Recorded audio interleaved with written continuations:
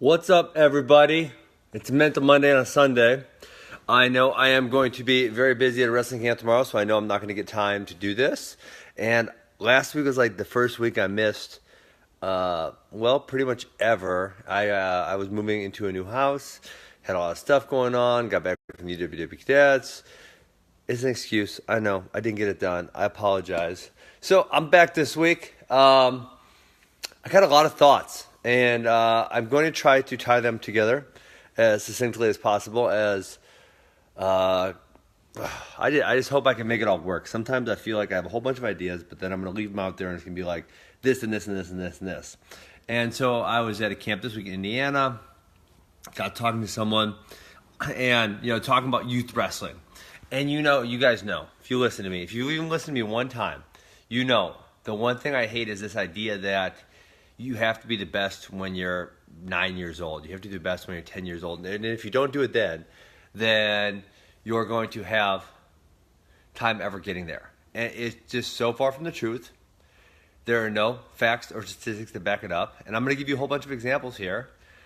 And are there kids that go wire to wire? Are there kids that are the best when they're 10, they're still the best when they're 20? Sure. Does it happen? Absolutely. Is it necessary? No. And if you listen to, I actually did a Facebook Live on my Ben Askren Fighter page today talking about weight cutting, because there's all kinds of weight cutting issues in freestyle. And so if you listen to me there, I brought up this point that correlation does not equal causation, for sure. There's possibility, but there's no guarantee of it. And so, a kid being the best at 10 and doing certain things at 10, and that kid also being the best at 20, so maybe a kid's great when he's little and then also makes, wins an NCAA or makes Olympic team or something. Those things are they correlated? Yes, absolutely. Did one cause the other? We can't prove that, because sometimes some of those young kids, whether their dad pushed them early or not, they just had the intangibles. Like a Jordan Burroughs. Jordan Burroughs probably always had the intangibles. He just wasn't pushed to be the best at a young age, so he didn't achieve that.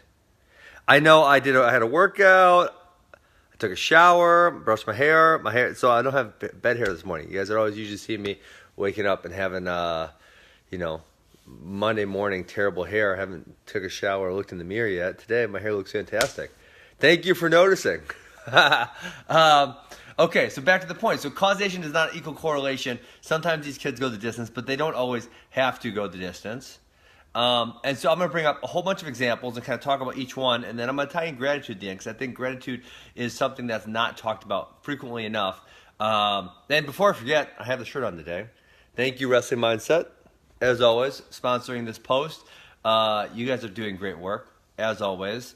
You guys check them out, WrestlingMindset.com. They're besides me, they're pretty much one of the only people talking about sports psych in wrestling. They are doing it across other sports now, but there aren't a lot of other people talking about it.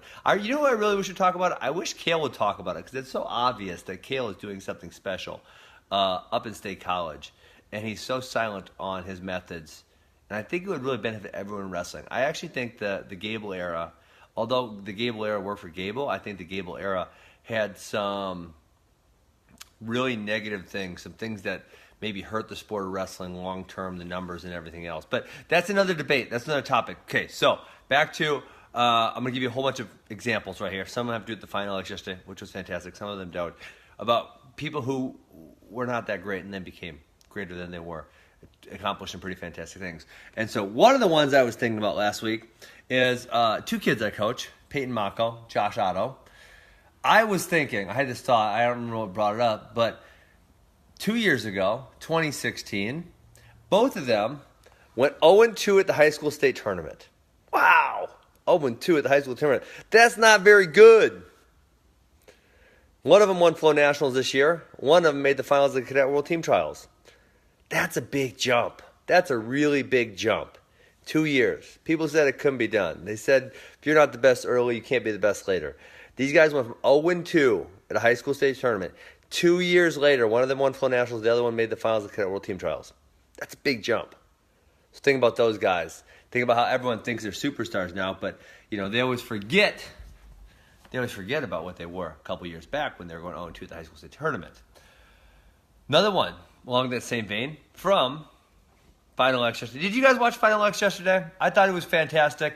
I thought the production values were outstanding. I thought the one thing that really kind of killed it is, and I hope I don't get too off topic, there just wasn't enough offense. Gilman didn't do much. The Green and Chamberlain matches, neither guy shot very much. And then obviously Snyder-Gadsden was kind of lopsided. The Burroughs second match was better than the Burroughs first match. But Marcus, I can't send him to Australia. I'm sorry. The shipping would cost more than the shirt's worth. Wouldn't make any sense. Okay, so, but besides that, Final X was outstanding. And so, like, one guy I was thinking about, Aymar. Aymar was good in high school. Okay, and this is where we sometimes lose perspective. People say, well, Aymar was really good in high school. But if you remember correctly, if you're remembering the story correctly, Aymar wasn't nearly as good as a guy named Alex Cisneros. Alex Cisneros frequently beat Isaiah Martinez. I don't know that Isaiah ever got the better of him in high school. But how many of you listening to this right now know who Alex Cisneros is? The answer is not very many. He was a high school phenom. He was a great high school wrestler. Did not amount to much in college. So the fact that kids can't get better, just not true. Now, again, we said that's not true for everybody. There are exceptions to the rule. But the people think the rule that kids can't achieve highly if they don't achieve when they're young, totally false. So Aymar, greater than Alex Cisneros. Alex Cisneros beat Isaiah Martinez all the freaking time in high school. Didn't do it later. Okay?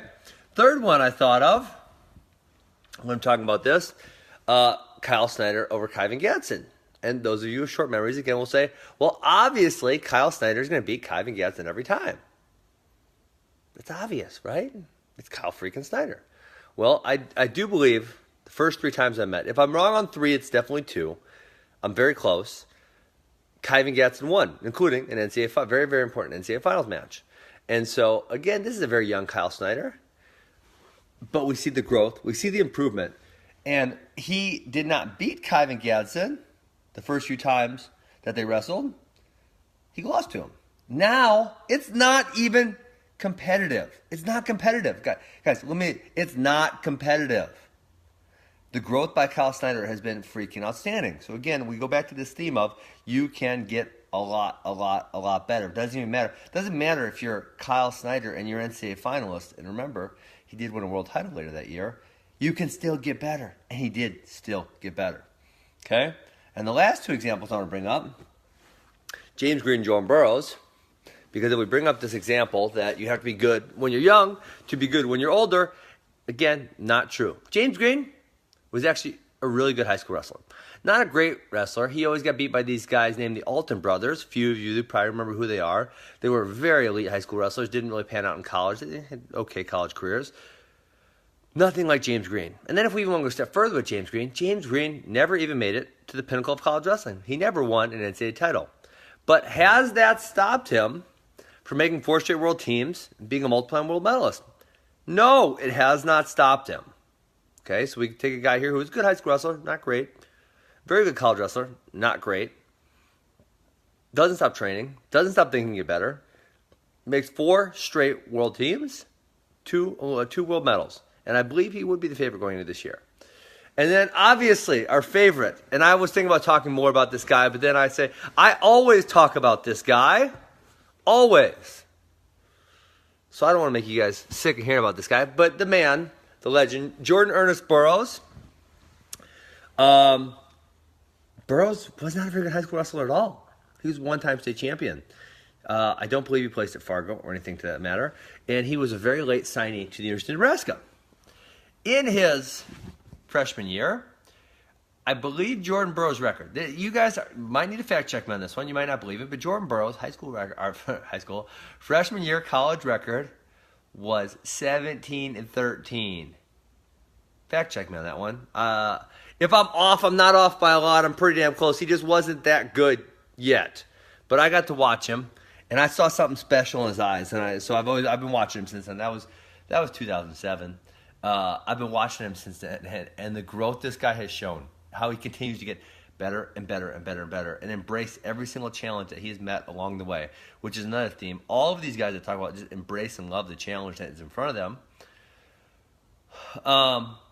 So Burroughs went from a okay high school wrestler. Not even like where you'd say he was really good nationally. No, he didn't really do anything nationally. To at the beginning of his college career was he didn't even All-American. I believe he only won one match his first year at NCAAs.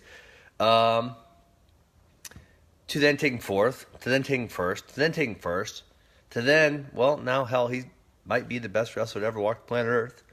It's debatable, but if he's not, he's pretty damn close. And so again, we have a guy who wasn't that good of a high school wrestler.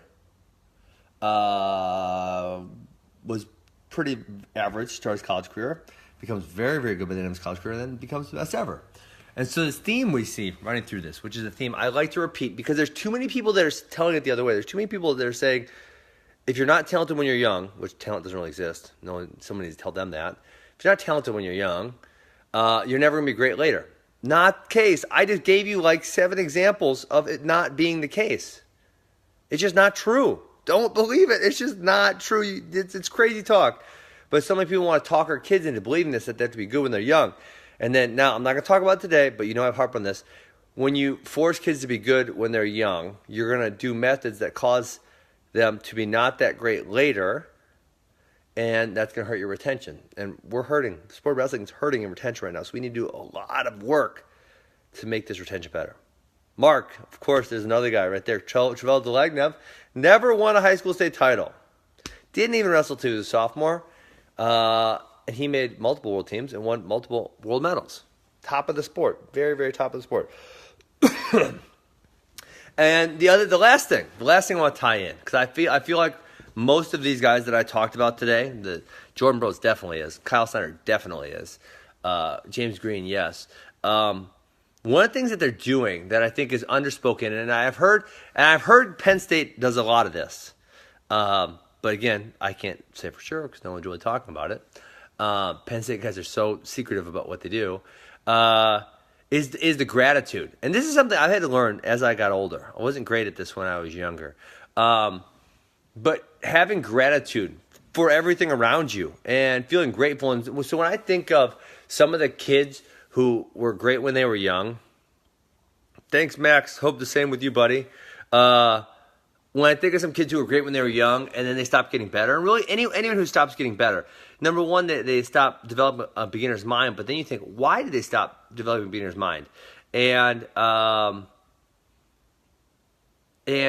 he, oh my God, I blanked. Sorry, I looked out the window and I was reading a comment.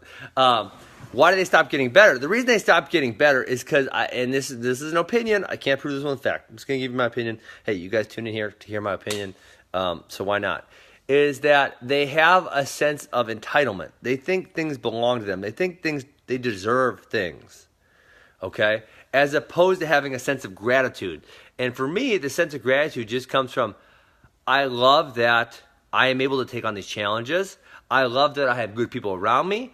I love that I have been blessed enough to do something I'm really passionate about. And that kind of is like a really good cycle, right? As opposed to, some of these people think like, oh, I'm good, I deserve this, I deserve that, and there's this high sense of entitlement, and that high sense of entitlement really rubs a lot of people the wrong way, and so it starts creating a negative feedback loop, and that negative feedback loop makes you stop getting better. And so if you watch like a Jordan Burroughs, a Kyle Snyder, man, they have so much gratitude for the challenge, they have so much gratitude for the people around them, they have so much gratitude for the people challenging them, that just creates this, and Kyle Snyder's tagline is, I believe his tagline is positive infinity.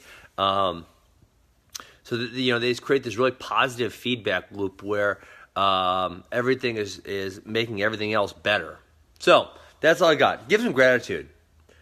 If we were born in America, we're blessed, because I've been all over the world, and America's a pretty fantastic place. So there's one thing to be blessed about. Most of you guys have people who love and care about you. There's nothing to be really blessed about. So give some gratitude. Give some gratitude to those around you who are helping train you, your coaches, everybody else, those who are challenging to make you better.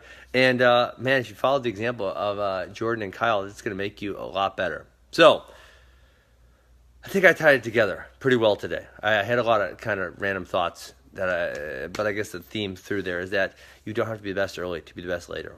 Make big jumps. And I gave you guys two of my guys who are kind of examples at a smaller level. I gave you some examples of guys who are literally the best in the world and made these gigantic jumps to get there. So that's all I got for you guys today. Give a shout out to Aiden Armburst. He got some positivity going for him. Love it, man. And that's all I got for you guys. I will be back. No, it's Sunday. I'll be back next Monday. And hopefully I can get Mr. Tommy Rollins to do a podcast with me. Maybe you guys can badger him about that. Maybe send him a tweet. If you have his number, you can text him. Say, Tommy, stop slacking so much, dog. Get on that podcast. Let's go. All right. Got to go. See you guys.